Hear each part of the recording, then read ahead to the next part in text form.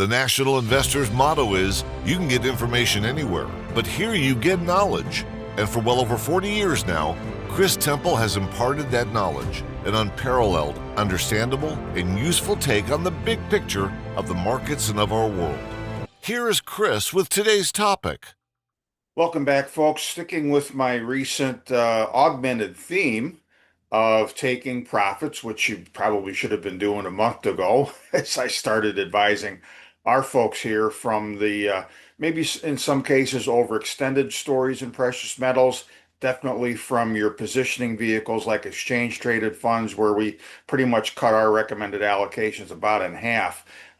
You want to be redeploying at least some of that money sporadically in the coming weeks and maybe months, depending on how long this grinding consolidation goes on. You want to deploy it down the food chain into some of the better exploration stories out there that have got some big blue sky, that have got the better stories, the better narratives behind them, and of course, the better odds for scoring major discoveries or some type of an event that's going to be an attention getter down the road, regardless of what the metals prices themselves do. And today we're going to give you an update on one of my favorites in that regard.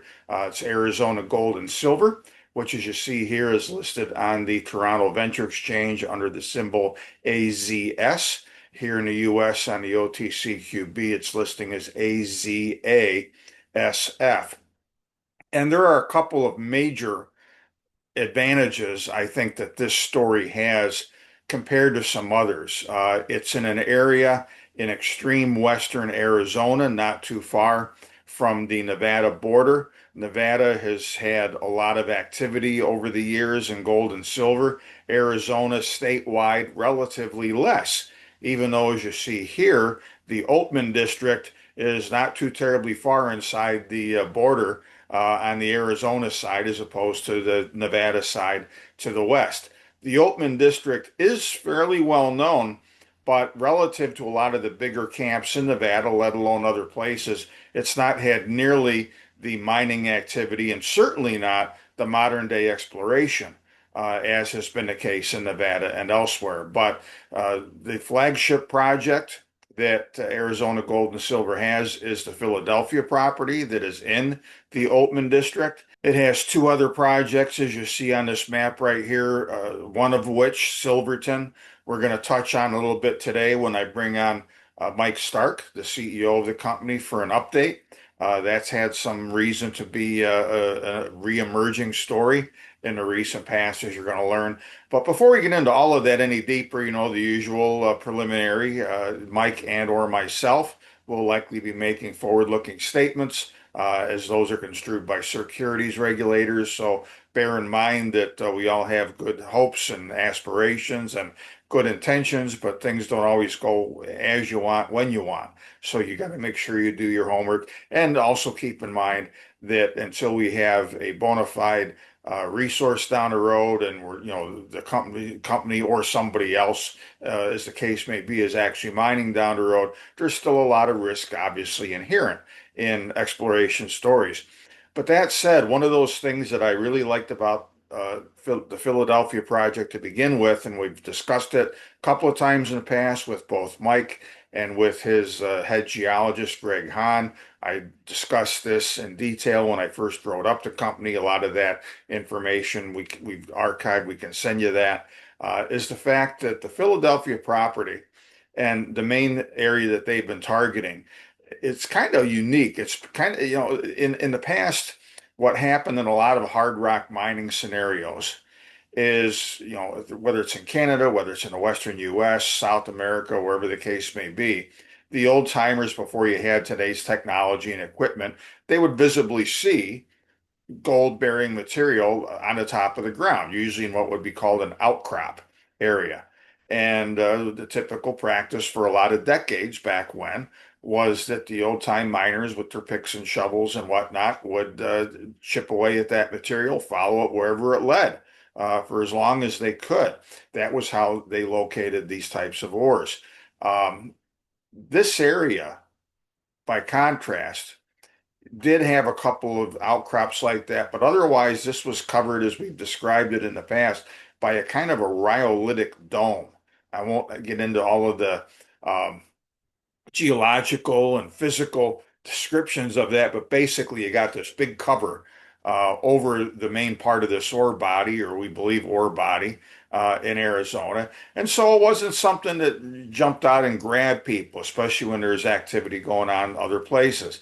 But this is now the flagship project for Arizona Gold and Silver. They've been having a lot of great success. We're going to update you on as far as their exploration and drilling, which they're going to be increasing in 2026 on their way to eventually what they hope and others hope is a multi-million ounce gold deposit with some silver, possibly some other things will creep in as well at Philadelphia. The other thing I like about the company, which recently is evidenced by its share price holding up very nicely, even though a lot of really good companies, as well as others, have seen their share prices correct by maybe a quarter to a third in the last month or so. And again, even some of the better exploration stories. A lot of hot money came in as gold was peaking around $4,400 an ounce. Now it's reversed. We've been 40,000 to 4,200 in the recent past as I'm recording this. I don't think that this consolidation is over yet, so we may see more weakness. But again, this is the time to be placing your bets farther down the food chain. And folks, when you understand that a big part of the reason why AZS shares have held up fairly nicely of late is that they're in very tight hands. That's a big advantage. I mean, there's a lot of good exploration stories out there that have got big share counts. They've raised a lot of money, drilled a lot of holes. Doesn't mean that they're bad companies, okay? And there's companies on my recommended list with share counts a hell of a lot bigger than what you see right here. But these guys have kept things pretty tight, and especially when you look at the retail being only about 16%. This is as of back in September, as you see, of the overall shares outstanding, friends and family and insiders, which includes management. If you add just those two categories together, that's two-thirds of the shares outstanding. And besides that, you've got some Sprott holdings and a couple of other institutions in the mix. So it's a great story that those who know it well are really excited and in it for the long run. I think that that's going to increase as the good news out of Philadelphia increases. And of course, we're going to have an update now on that, as well as a couple other things from Mike Stark. And here is my good friend Mike Stark with me today, the CEO of Arizona Gold and Silver. Mike, good to catch up with you. Likewise, Chris, and nice to see you. Well, look, as I said before you came on, this is one of the more interesting exploration stories I've ever encountered. You guys have been doing very, very well in the market at a time when there's been, and granted, an overdue correction in precious metals and precious metal stocks in recent weeks. You guys are right up there as we're recording this, hugging your 52-week high, and I think for good reason. And I gave some of those reasons and observations before you came on. But look, we're all about right now growing a resource and eventually an economic resource. We all hope and are working toward, you guys especially. So it's been interesting to see some of the drill intercepts that you've had, and folks can go to your website and look at some of the news that you've put out over time.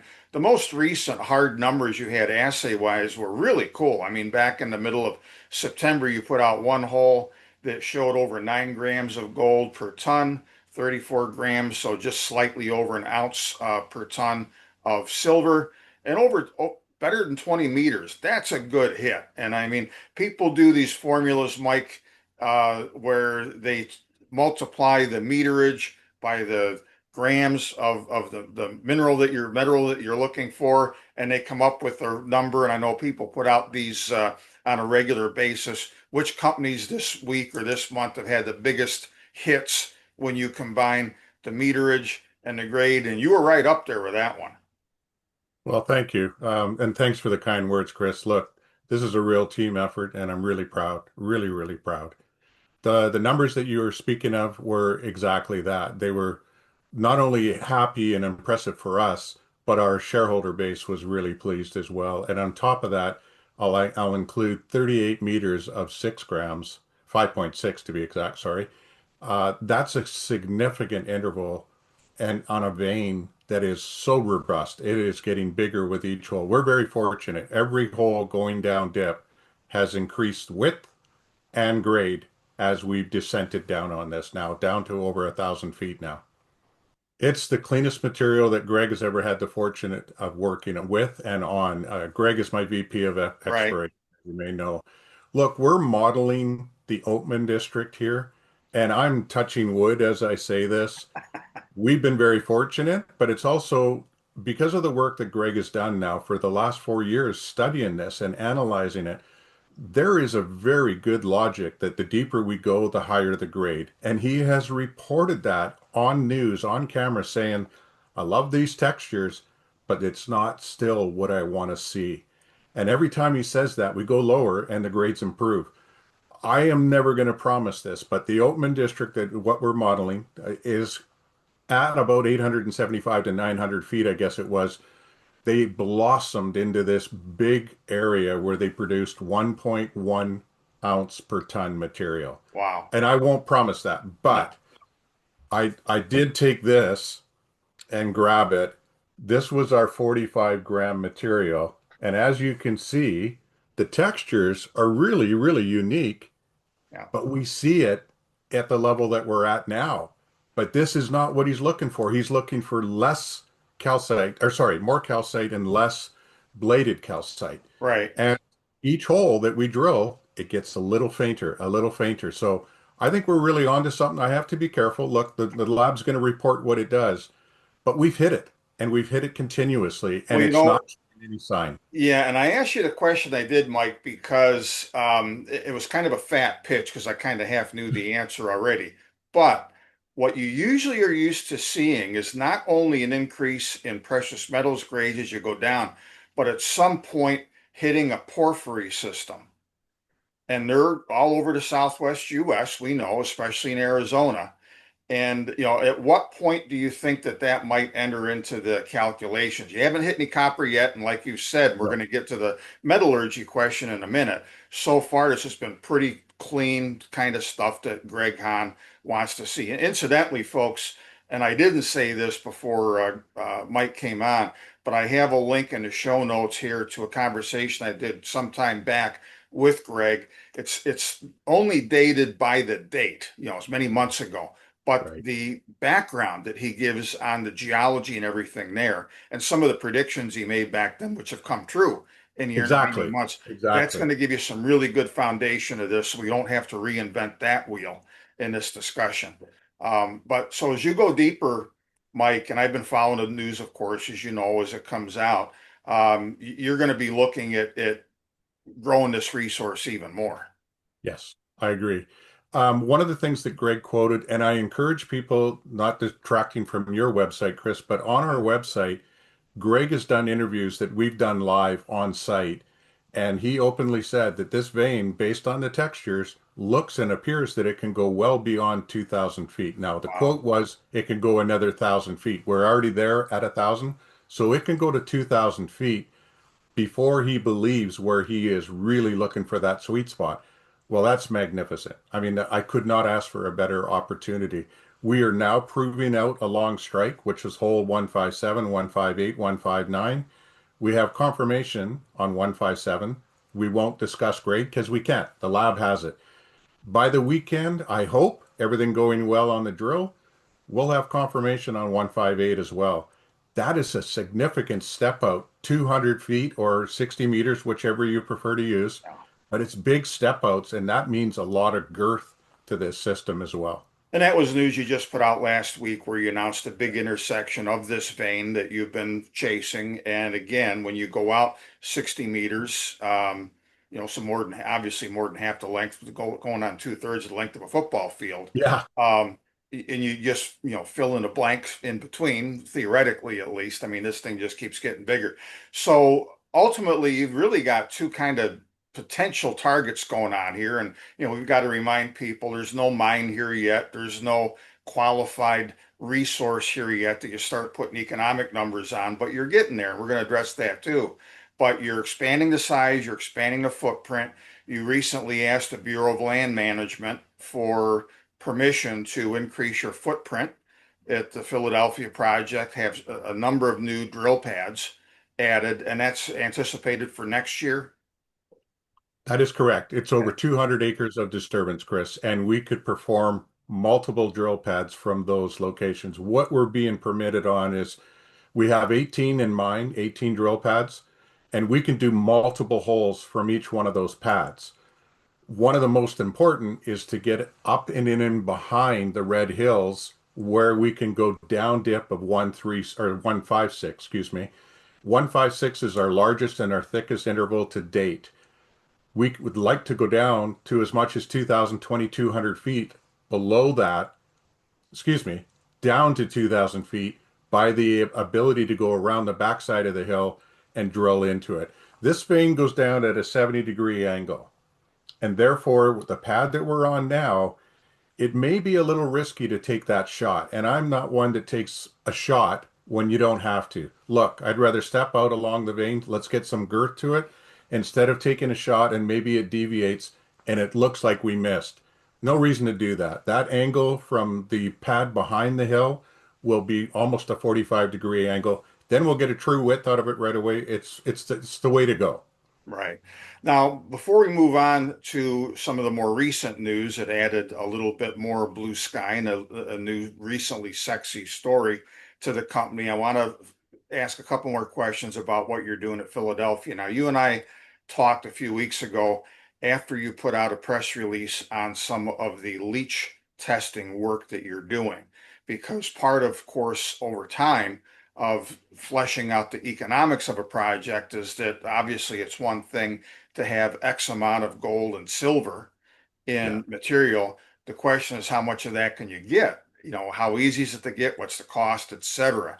You're obviously, when you're going to be going deeper, you're looking at multiple possibilities down the road. We're not to that point yet. You could start with an open pit. You could go underground after that. God only knows as this thing keeps getting bigger and bigger.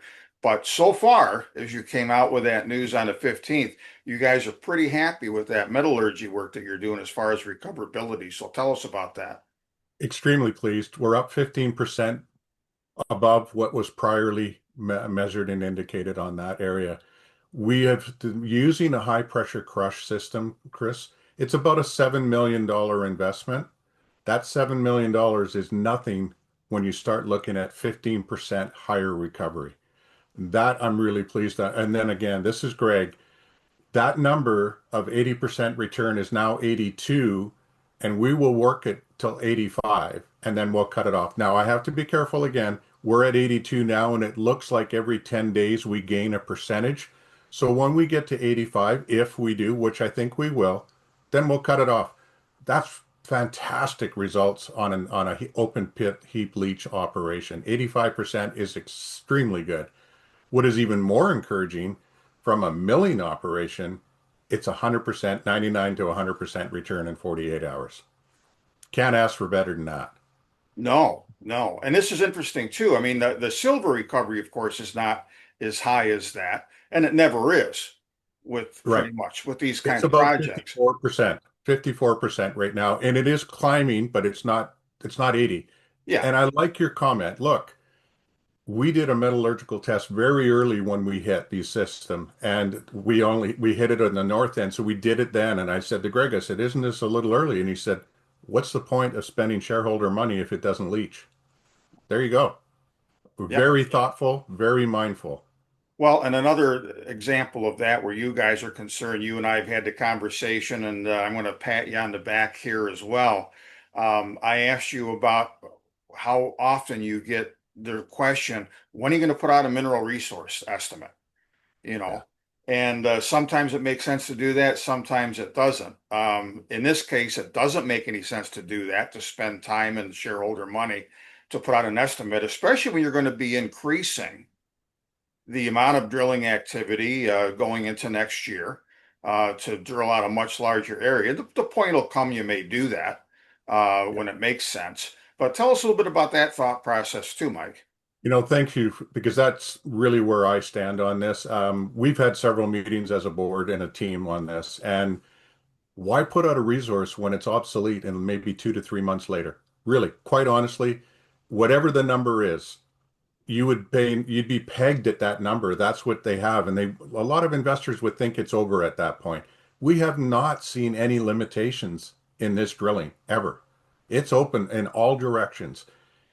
I refuse to spend $300,000 on a mineral resource, a 43-101 if you wish, to do it again because we hit two or three more holes and we've added significant amount of material, excuse me, to the deposit. No. Look, if we were to have some limitations, if we were to see some areas where, hey, we're running out, maybe then. But I'll give you another quote. The people that have signed CAs with us, they're doing their own math. They already know what we have currently with our results. We're not surprising anybody. They're very pleased. And so are we. We've done our own internal numbers and we're extremely pleased. It's growing rapidly. Do it when you see a large amount of ounces and you think that somebody needs to see that. Right now, the people with CAs, they're doing their own math and they're smiling. They know what they're doing, and they don't need you to spend the time and money to do that. I mentioned this to you before we started recording, Mike. Last week, as you know, I was at the New Orleans Investment Conference, and I was able to talk to a lot of companies, some new ones, some I have already known for a long time. And one of the things that came through, the nature of the gold market and the return of some investors to the gold space when we've had these record highs for multiple times all this year until this recent pullback. What's interesting is that they're a different breed than we've seen in the past. 30 or 40 years ago, when most of the following for a company like yours was retail investors, they love sexy stuff. That's when it meant more to throw out, oh, we got an assay, 3 meters at 500 meters down of 2 ounces per ton gold. Well, Right. big deal. It's 3 meters wide and it's 500 meters deep. Doesn't mean anything. But everybody You're not would going look at down the there. 2 ounces a ton. Oh, goody, look at this stuff they're intercepting. Yeah. Today, more of the investors coming back to this space, they want economics. How easy is it going to be to mine this? What's the cost structure going to be? What's the recovery going to be? So I think you're doing all the right thing, and I congratulate you for that. This is pretty cool.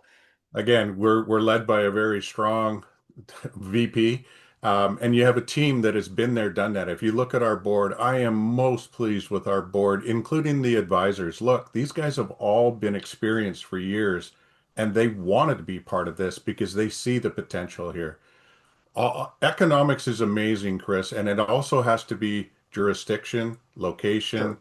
What do you got for infrastructure? I've been doing this a little bit recently, and again, it's on the video, it's on our media section.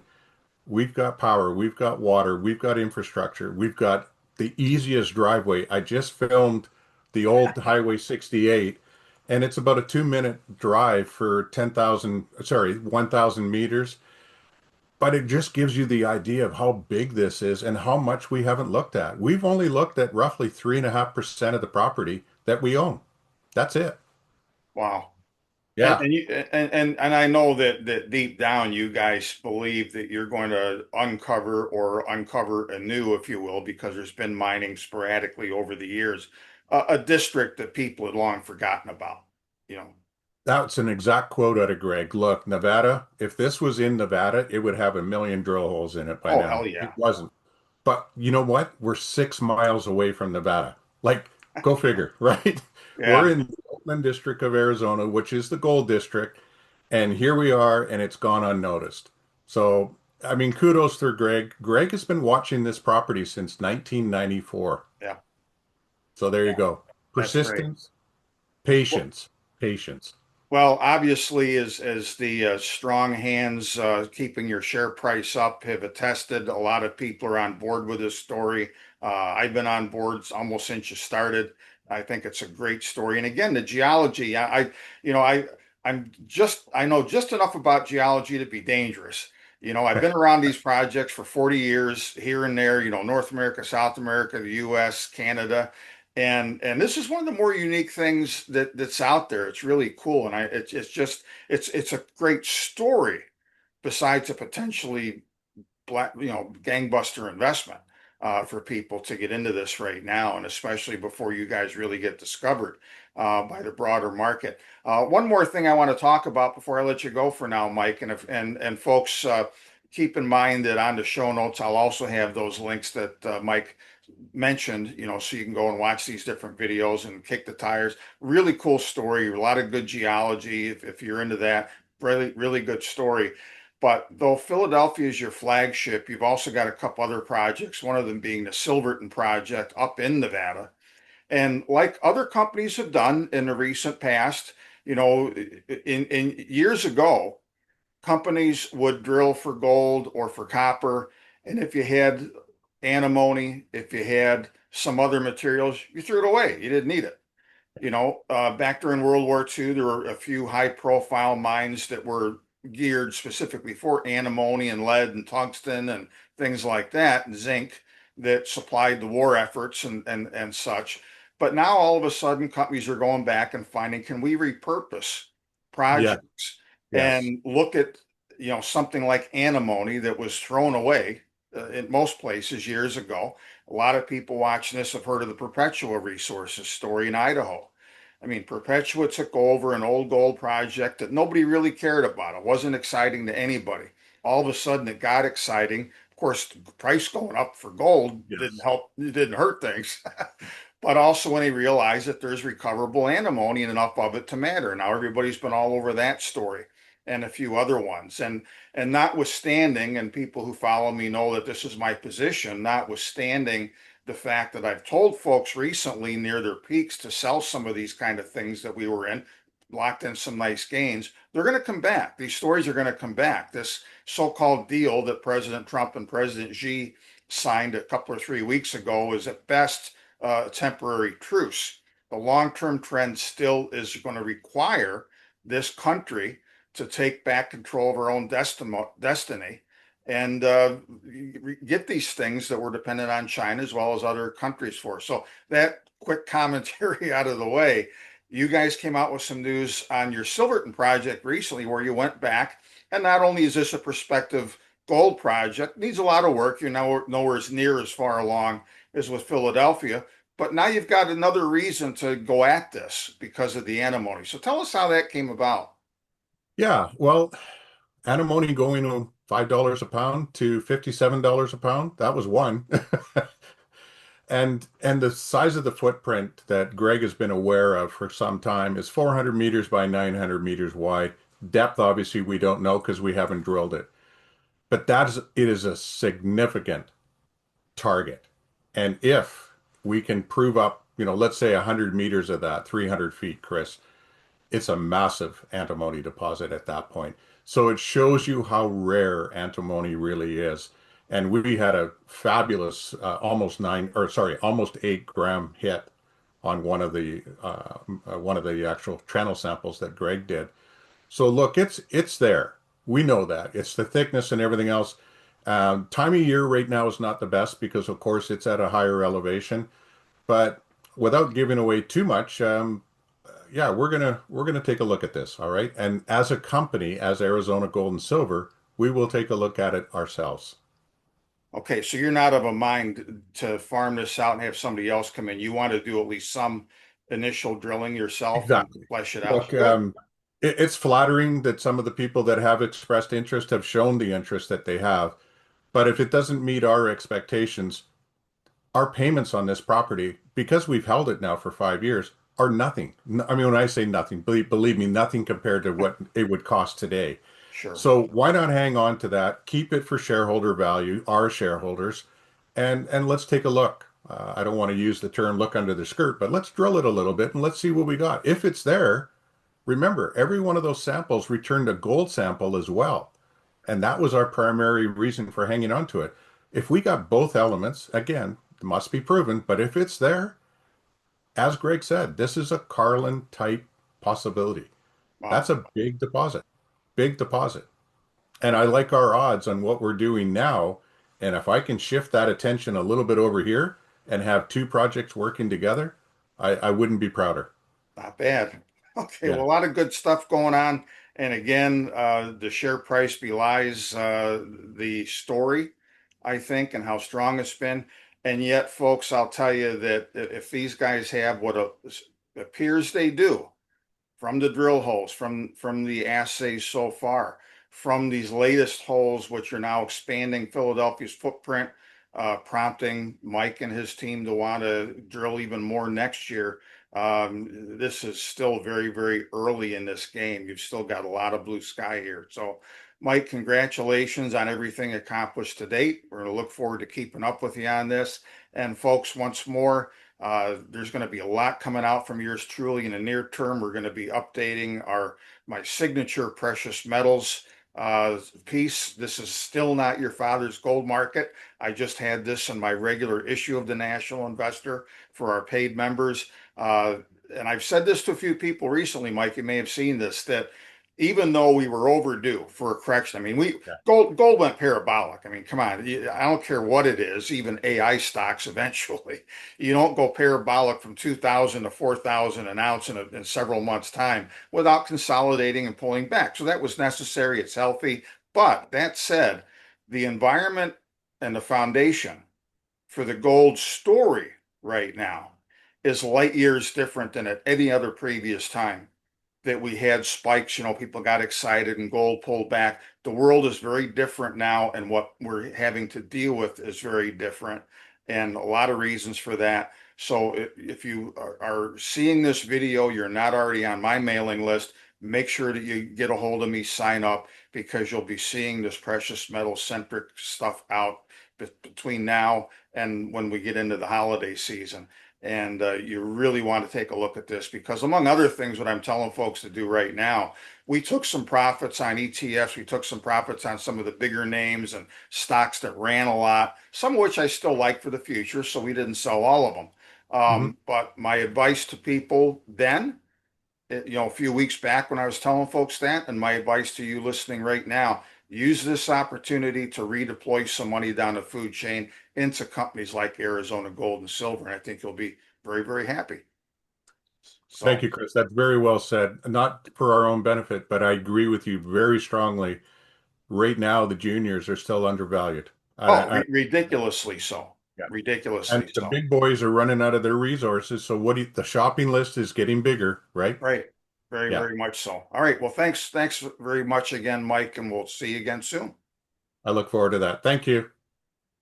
For much more of the National Investor's cutting-edge content and actionable investment opportunities, make sure to subscribe to Chris's free content at nationalinvestor.com. And don't forget to like this video and subscribe to this channel too. Thanks for tuning in, and we'll see you next time.